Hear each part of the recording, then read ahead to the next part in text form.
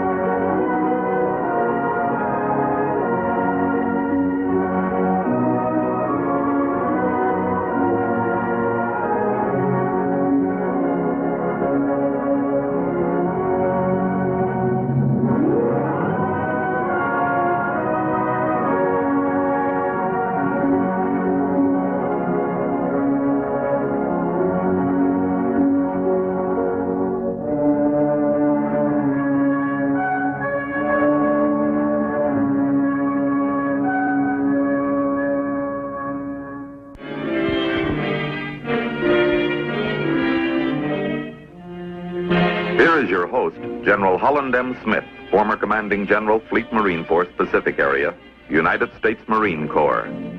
After the fall of Iwo Jima in early 1945, only the capture of Okinawa stood between the Pacific forces and the long-awaited invasion of the enemy home island. By reason of its location, Okinawa dominated the China Sea. Its possession would enable us to sever the enemy garrisons in Southeast Asia and the Philippines from Japan. In addition, it would provide the land mass to accumulate the reserve troops and supplies needed for such an operation. It would provide anchorages for our fleet, and its airfields were within fighter range of the enemy homeland. Okinawa was the key to the invasion of Japan. We were ready to turn the key.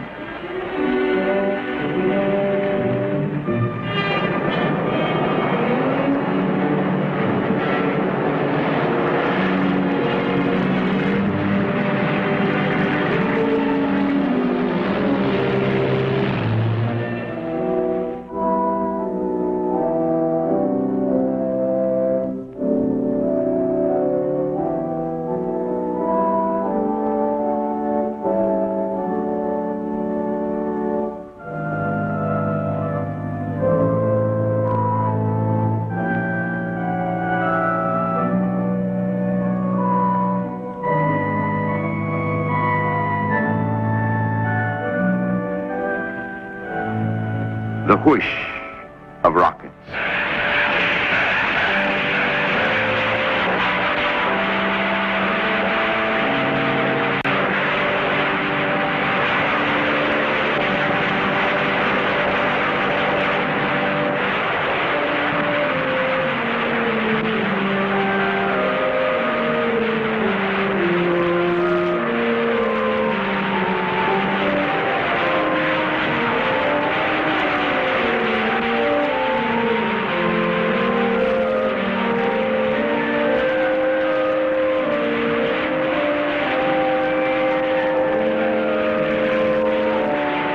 The tortured air, seared by the rush of white-hot steel, screams its protest.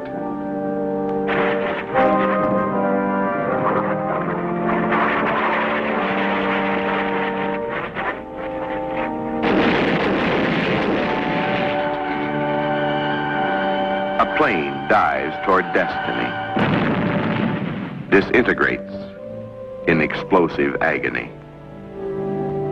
Cacophony of violence, strange musical overtone for our services of prayer and worship. Ashore, 115,000 men. Afloat, 154,000 men. All that divides us is ideology, and so we are enemies. All that separates us from mortal struggle is the diminishing elasticity of time. It is Easter Sunday, 1945.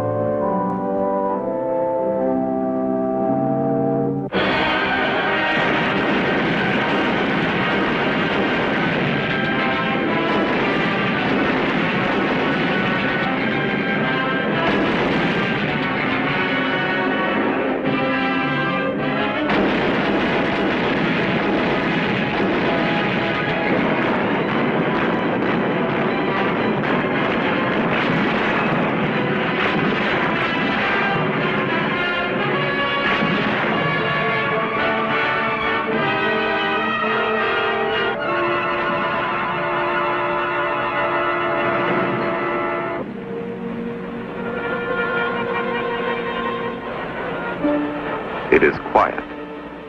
Too quiet. Our first assault waves hit at 0830. 10 minutes later, all assault waves are ashore, and no enemy has fired upon us. But we are cagey. We remember Iwo Jima, how they let us get ashore and then rained death and destruction on us. Momentarily, we expect violent resistance. It is April 1st. We distrust this April Fool's joke. We probe cautiously, then faster. Then we really accelerate.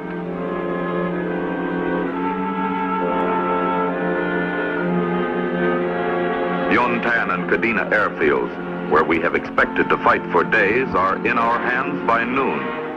Their defenses are undamaged and unmanned. Everywhere on the mainland, it was the same. Light and sporadic resistance.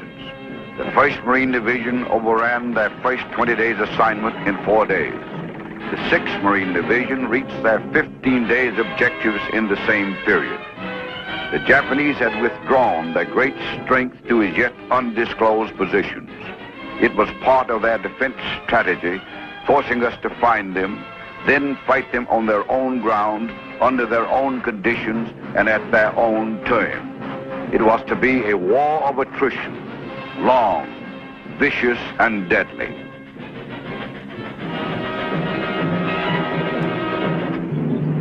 The 6th Marine Division seals off the narrow neck of the Ishikawa Isthmus and pushes north. On D+9, they encounter their first enemy resistance in strength.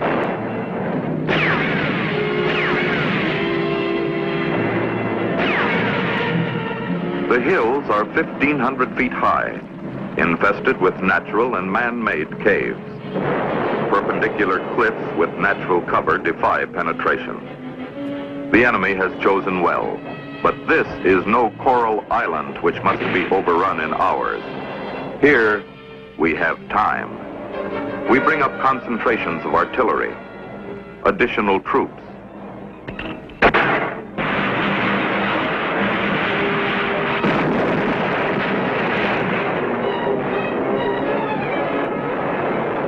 Marine close air support burns away the concealment.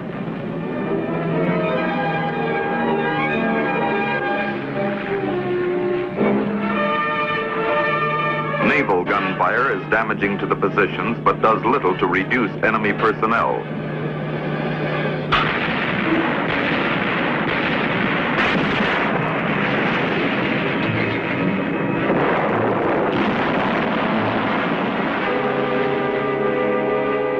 They run deep into their caves, then pop out when the bombardment is over.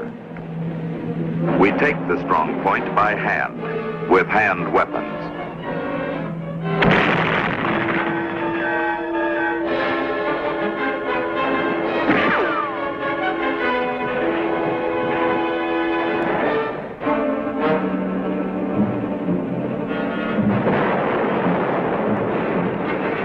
It requires 7 days, but it is done.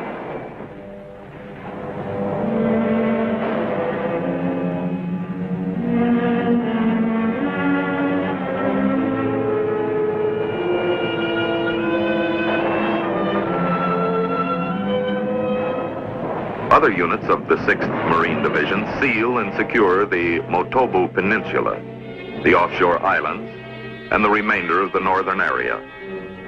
The 1st Marine Division seals and secures its area, including the Kachin Peninsula and offshore islands. In the south, the situation was not so favorable.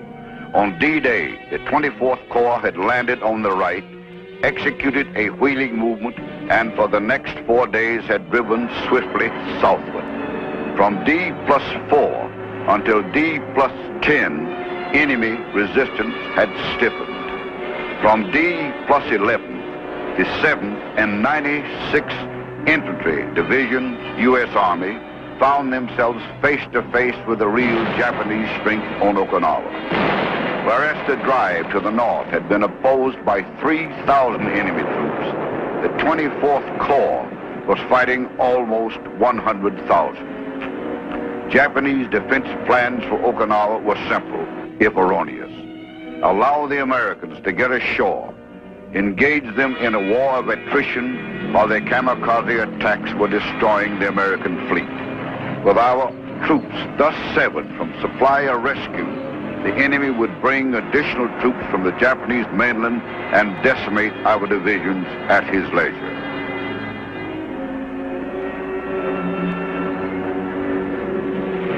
April 6-7, 355 enemy planes.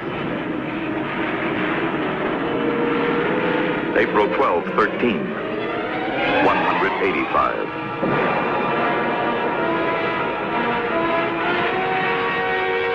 April 15, 165. On April 16th, we take inventory. Although no major fighting ship of the Navy has been sunk, several have been severely damaged. 14 others have been sunk, and many times that number have been removed for repairs.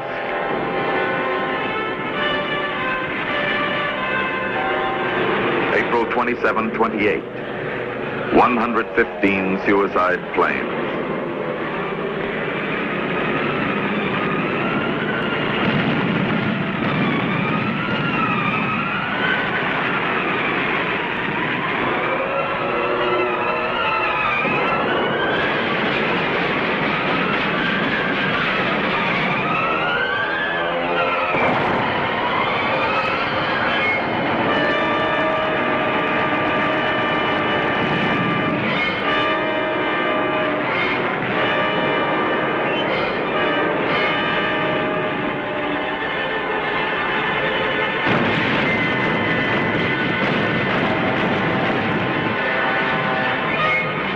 On other days, they send only 20 to 50.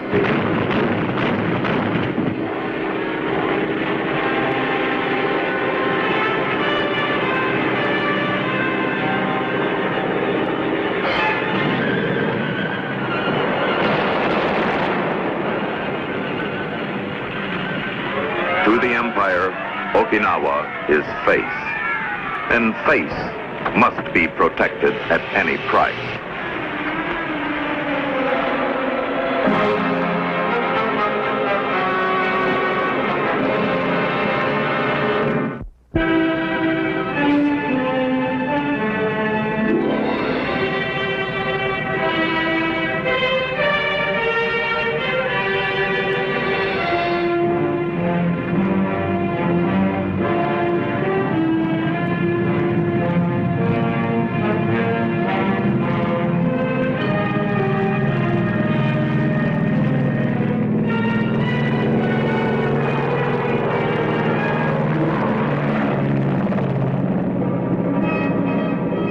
As it was in the beginning.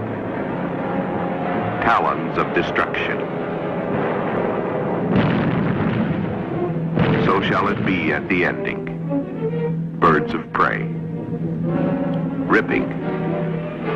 flashing, destroying.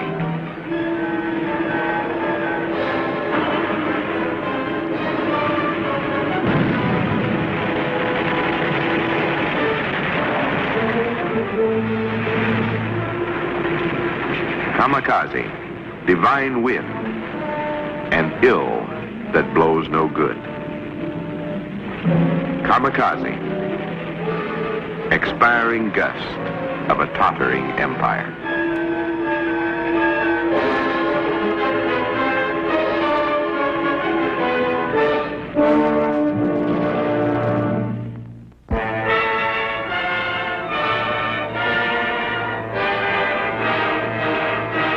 Below lies Naha, ancient and honorable capital of Okinawa. Naha, too, is face.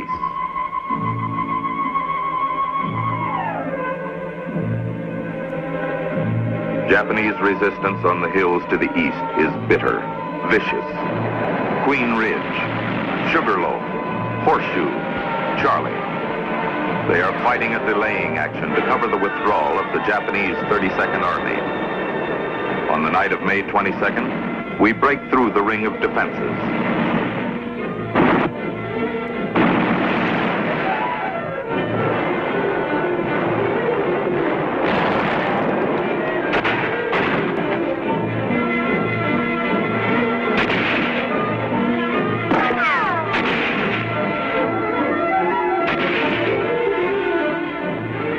On May 27, we enter the city. The face of Naha is somewhat battered.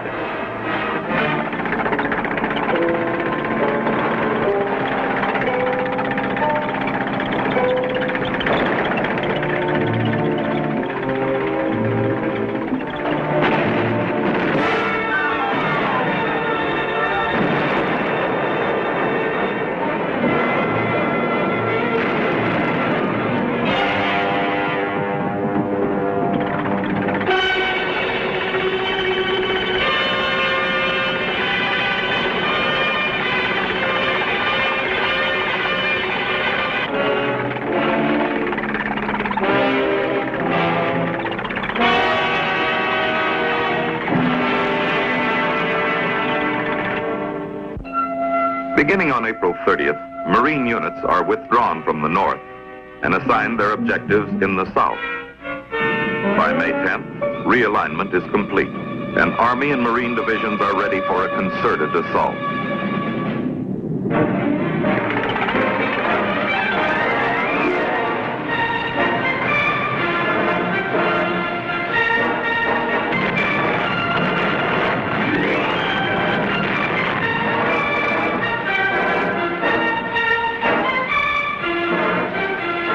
The outlying positions are 2 miles in depth. They are 2 weeks in the taking.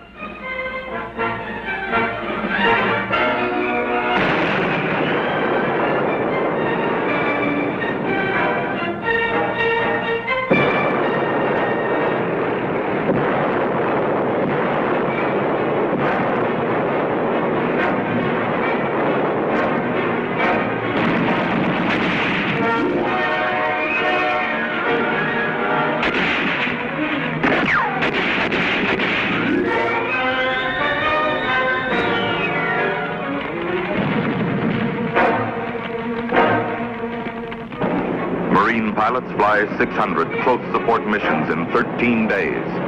Rockets, bombs, and 150,000 gallons of napalm destroy the enemy concealment.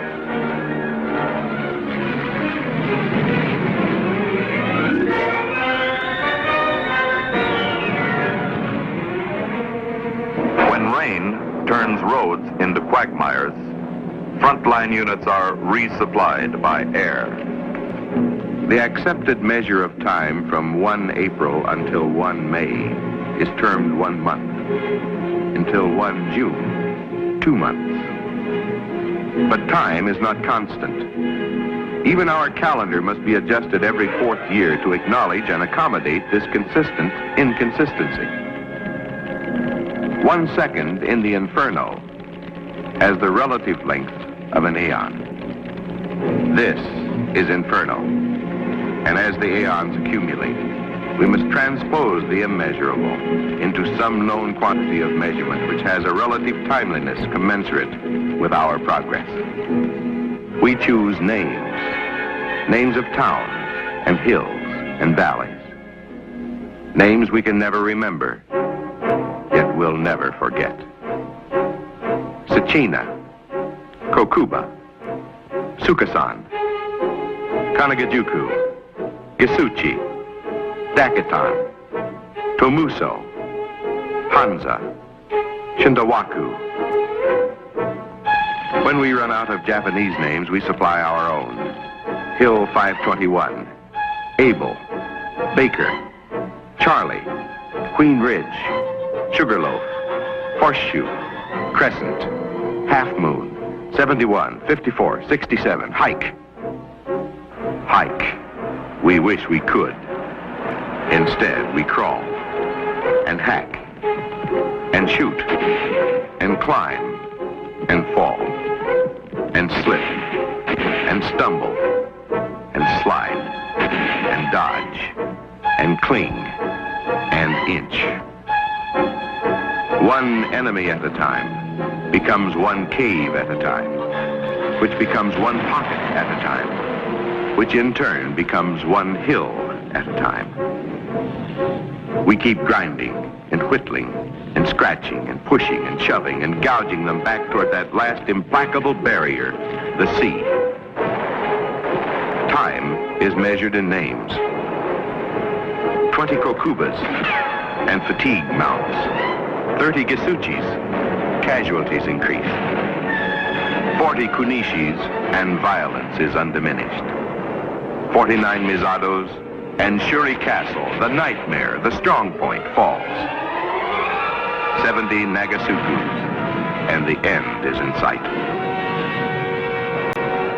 On the morning of June 21st, Army and Marine units launched the final assault against the 3 remaining pockets of resistance. By 10 a.m., the breakthrough is complete. And now, time reverts to its familiar measurement. 82 days ago, our forces landed on this island. After 82 days of battle, Okinawa is won. As the weary Army and Marine battalions reverse and begin the sweep to wipe out bypassed pockets of resistance in the ground they have just captured, we sense the cracking of Japanese fanaticism. For the first time in 3 years, the enemy responds in number to the appeals of our psychological warfare teams. By June 30th, more than 7,000 have surrendered. More than 100,000 are dead. In comparison, our Marine losses are 30 times less. Although we did not know it, the last land battle of World War II had been fought, and Korea was hidden by distant horizons. Our men, weapons, techniques, and equipment had all been vindicated in victory. Behind us stretches the 3-year, 3,000-mile corridor. How hurried the beginning.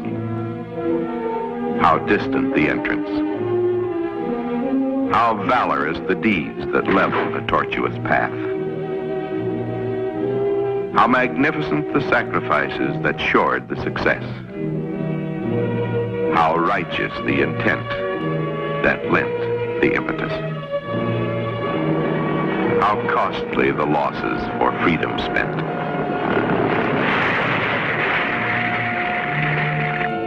How remembered the departed. How honored their memories.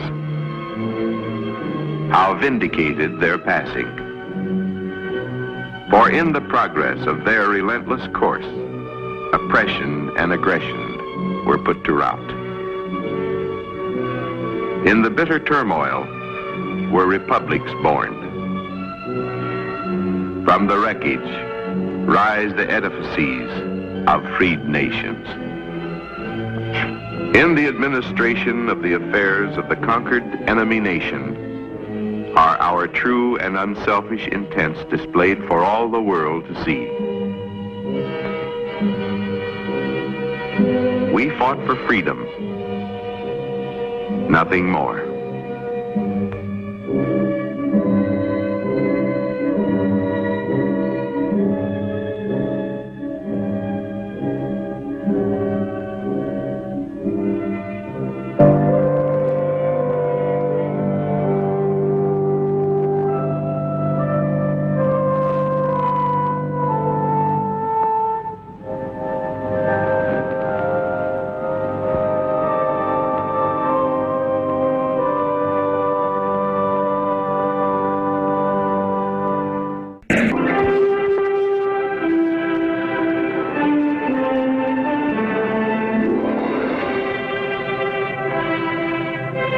In the presentation of battles and events of World War II, Pacific area, this is brief intermission. Rest, relaxation, rehabilitation.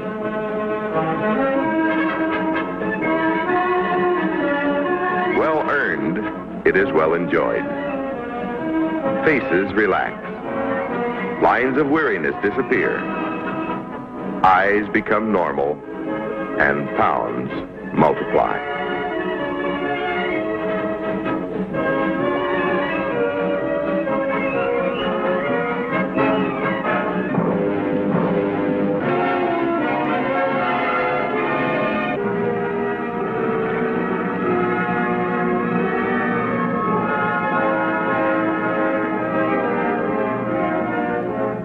Restrictions are relaxed after the rigors of conflict. Life is more ad lib. There is time for daydreaming. Pavuvu, Pacific paradise, where we will live in tropical splendor. Pavuvu, palatial plantations for our quarters. Pavuvu, plenty of proteins, welcome relief from combat rations. Pavuvu.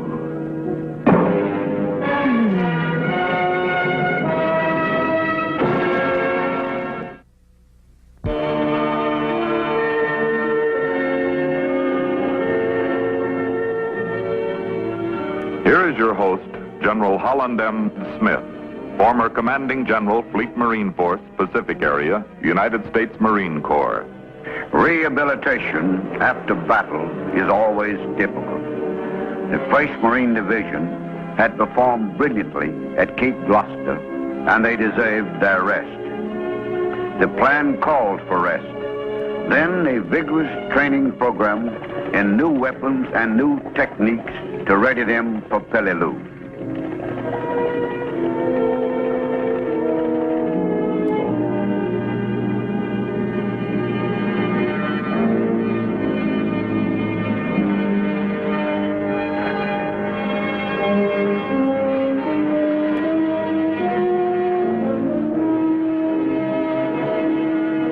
The original orders of the CBs got crossed up somewhere, and when the first debarked at Pavuvu, their rest consisted of building roads and camp facilities, disposing of multiple tons of coconuts which had fallen, burning millions of palm fronds, and clearing the neglected plantations. Rations did not improve. The incidence of illness shot up and morale plummeted. To quote the exact words would be inadvisable. Let's just say they weren't happy.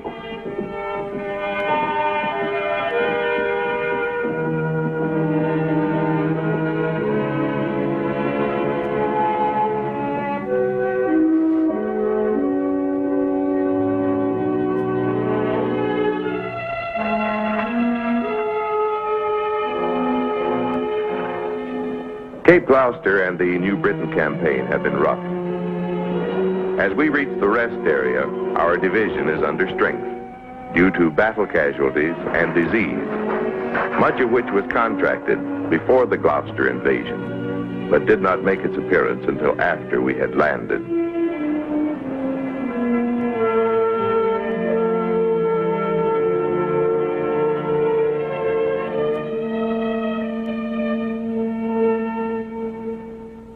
Our schedule calls for the first month to be spent in reorganization and rest. But our island paradise is not as advertised in the travel folders. This is Pavuvu, pale Pacific paradise. Such loose alliteration. They must be planning to invade Florida. Who else has Everglades?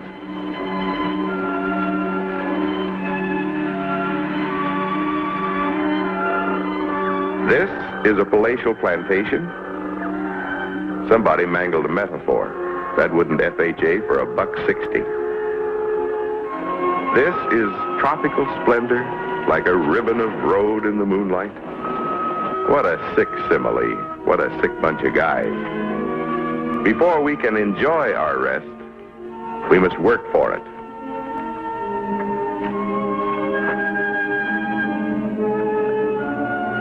Early in the Pacific campaign, it became evident that one of our most persistent adversaries would be malaria. Actual fatalities were extremely rare, but incomplete reports for a single division showed that between August 7th and December the 10th, 1942, 8,580 men were admitted for treatment. Before any rest area was opened for troop occupancy, trained specialists from the Navy Medical Corps went into action. All ponds, stagnant waters, low areas, and other possible breeding places for the Anopheles mosquito were drained, filled, sprayed, or burned.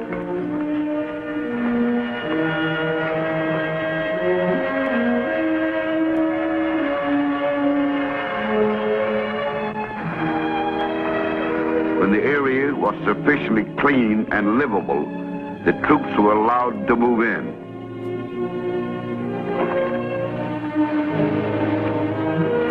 However, in spite of this, it must be truthfully stated that mosquitoes were not exactly unknown to the Marines. Screened mess halls, galleys, and other facilities must be constructed. While they are under construction, this is temporary quarters. Cobra rats are tiny but ferocious. They fight us for our installations. No holes barred. Watch it. Usually we are victorious. There are tons of rotting coconuts, smelling like corral number 5. There are millions of palm fronds, and all must be cleared away at a cost. The overripes have built-in bomb sights, crossed with billiard balls.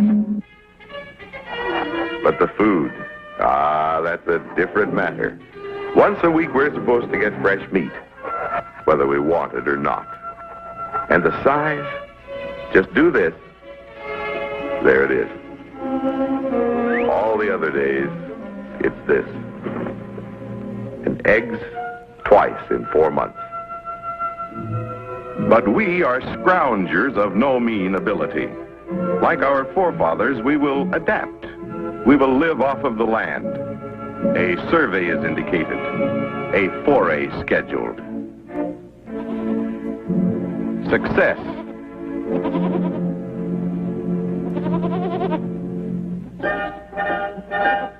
Who could kill this kid? Oh, well. But these are different. Cowboys volunteer from everywhere. Texas, New Mexico, and Brookline, Massachusetts. Meat. Meat. Mighty tasty.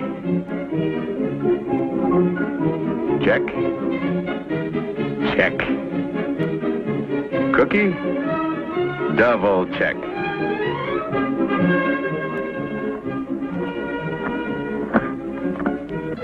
Uh-oh. These belong to Australian owners and do not qualify under Lend-Lease. Back to Old Faithful. But meat is meat. Cookie, cookie. We experiment.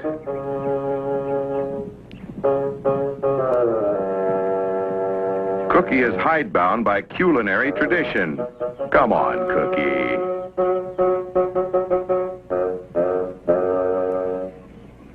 It's just a big lizard. Some folks like lizard. It's gonna be okay. We got it made. Die hard.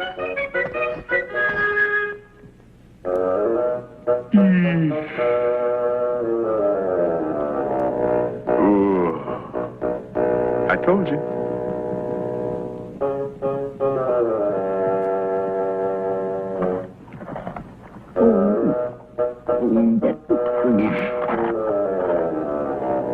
Some guys will eat anything. The verdict is harsh, but just.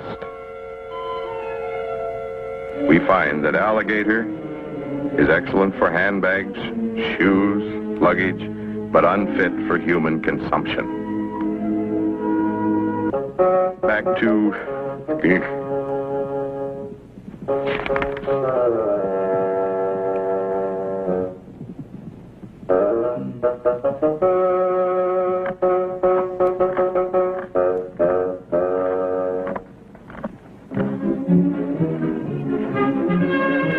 But the battle of supply is not won by timidity. A Marine never retreats. We get a new inspiration. Giant clams. We risk a leg, he risks his life, but we really got it made. Or have we? It tastes like dehydrated cotton. Check. Check. Opportunist.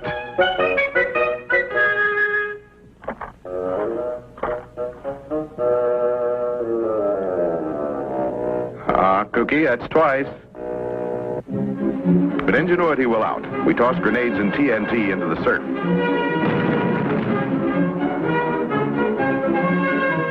Brother, these don't belong to any ally. These aren't tough. These don't taste like dehydrated cotton. These are delicious. Check. Check. Cookie? Double check. Finally, oh no. Due to injuries received by Marine personnel, detonation of explosives for fishing purposes is hereby forbidden. Rats. Hey, wait a minute. We were just kidding. We aren't that hungry yet.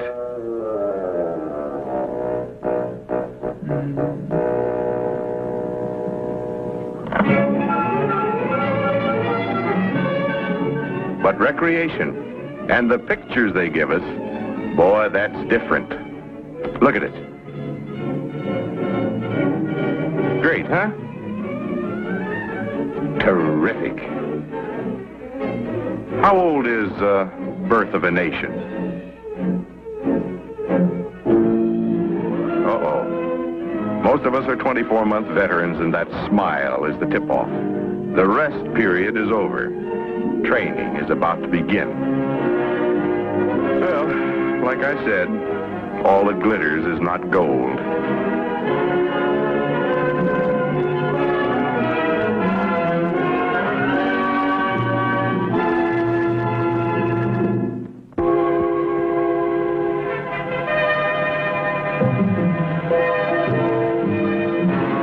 On Guadalcanal, the 3rd Marine Division, which had participated in the Bougainville campaign, began its conditioning and training period, which would bring it to peak strength and efficiency for the planned invasion of Cavaying, New Ireland.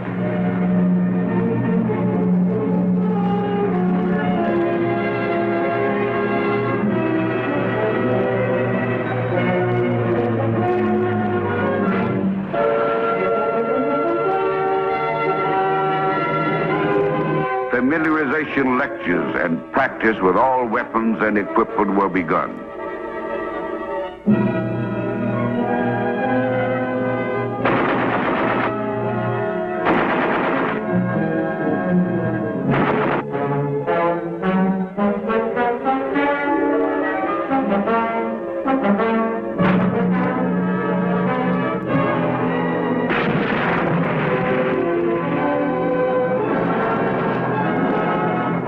locations are the heartbeat of battle. We practice installation for such islands as Iwo Jima and Okinawa.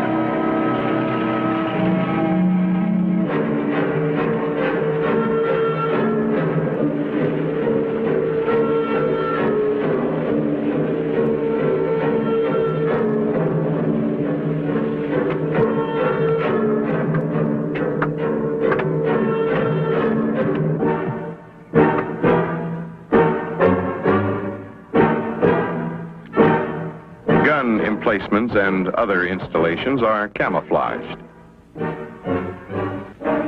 Then the hikes begin. Short at first, lengthened as endurance returns.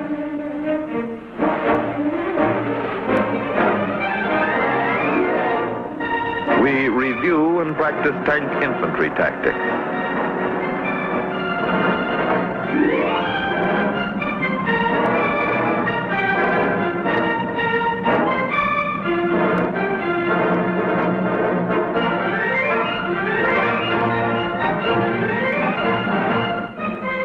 There are calisthenics and athletics, gradually increased as stamina is built. An umpire is an umpire is an umpire is an umpire. They're blind anywhere.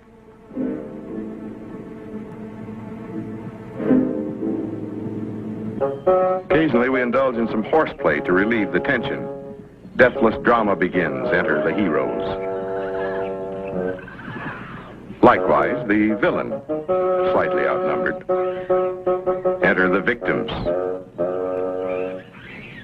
A dire and dastardly deed is in the offing.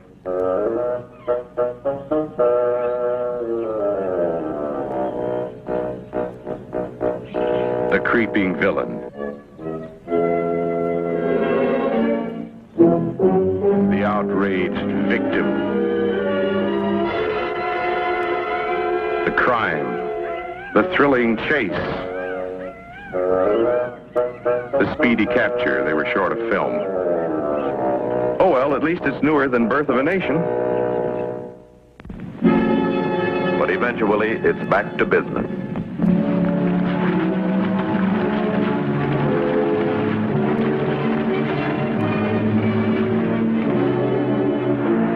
As we whip towards combat efficiency, we learned that our planned objective is Operation Forearm, the capture of Cavayang on New Ireland.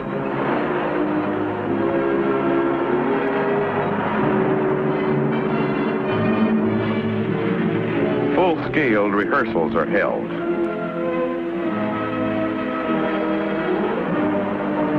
When we are keyed to our highest pitch, ready for the invasion, the parades begin. Spit and polish, just like stateside. Each unit in the division participates in two.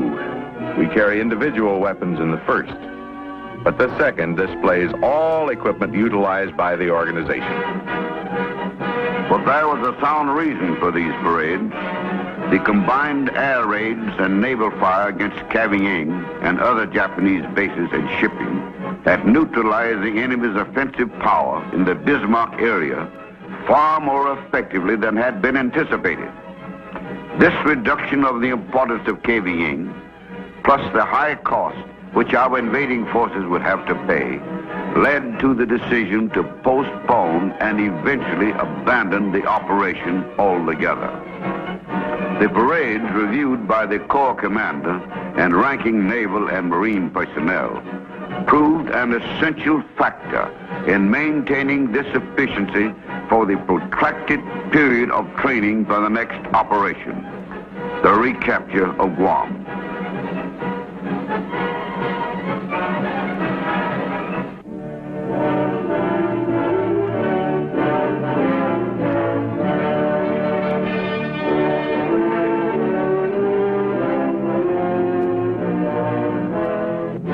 Back on Pavuvu, the 1st Marine Division was whipping into condition under slightly different circumstances. The terrain is too small for us. We maneuver around tents, trucks, mess halls, and other structures. There isn't enough equipment to go around, but we rehearse just as though we had it. We are told it will arrive in time for the invasion, and we will know the basic operations from studying the tech orders. Practice alerts keep us on our toes. We are judged on the elapsed time from the warning until ready.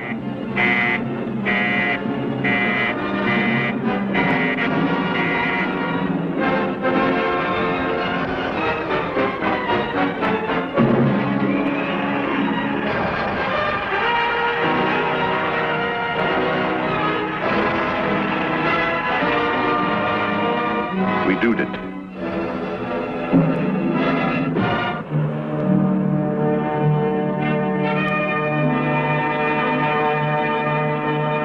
Full-scale rehearsal is held on August 27th and 28th, 1944.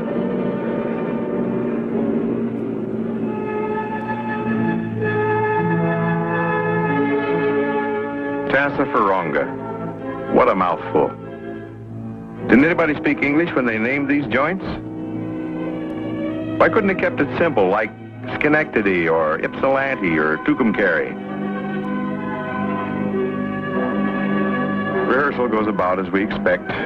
Some of the radios won't work. Batteries fail due to dampness. We're short of many expected items. The commanding general breaks his ankle, you know, things like that. Boats broach in the surf. So, someone goes for the operational manual. We read it. It tells us how to proceed. So we try it. And wonder of wonders, for once they're right. It really works.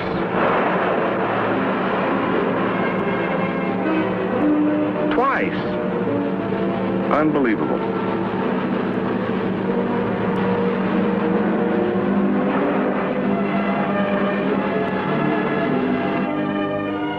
Looking back on Pavuvu, most of us think it was chosen for a purpose, to get us real mad so we take it out on the enemy at Peleliu. But morale is high. We can tell by the way we're griping. And any military man will tell you that griping is a sign of combat readiness. Yes, their morale was high.